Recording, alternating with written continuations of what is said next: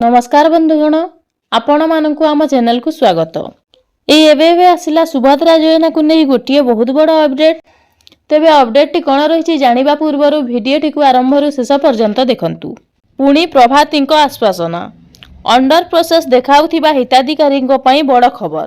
यह छड़ा जदि आपण माने मध्य इकेवाईसी करि नाहंती तेबे जानि रखंतु आगामी चतुर्थ पर्याय रे आसीबाकु थिबा सुभद्रा टंका पाइबा पूर्वरु एही काम निहाती भाबरे कराई नियंतु। पोर्टाल रे अंडर प्रोसेस देखाउथिबा सुभद्रा योजना हिताधिकारी पई खुशी खबर। सेमानंको आवेदन जांच सरिले चतुर्थ पर्याय सुभद्रा टंका दियाजिबो बोली कहिले उपमुख्यमंत्री प्रभाती परिड़ा। केवाईसी जांच समस्या थिबारु एबे एही 5,11,000 आवेदन करिथिबा महिलांकु आउ एक सुजोग दियाजिबो। ओटीपी जरिया रे केवाईसी करिथिले भी बायोमेट्रिक जरिया रे केवाईसी करिबाकू उपमुख्यमंत्री अपील करिसंती। केवाईसी अपडेट होई नथिबारु अटकिछि सेमानंको एही आवेदन। तेबे एही सब केवाईसी जांच परे चतुर्थ पर्याय सुभद्रा टंका दियाजिबो।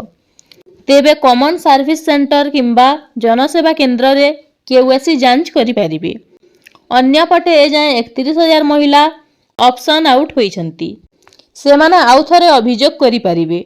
सेमानंको कथा मध्य विचार करा जिवो।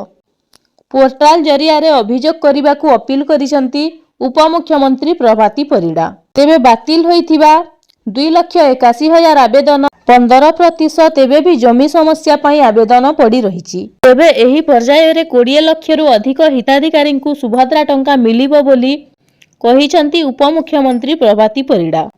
तेबे जानि रखंतु जदि आपणकर मध्य अंडर प्रोसेस रहिछि यह खूब शीघ्र संशोधन हेबो एवं समस्त योग्य हिताधिकारी एप्रूव हेबो।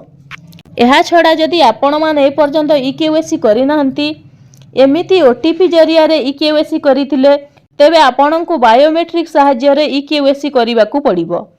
नचेत आगामी आसीबाकू थिबा चतुर्थ पर्यायर सुभद्रा टंका पाई पारिबे नाही। तेणु टंका पाइबा पई आपण मानकू इकेवाईसी करिबा रहिछि कंपलसरी।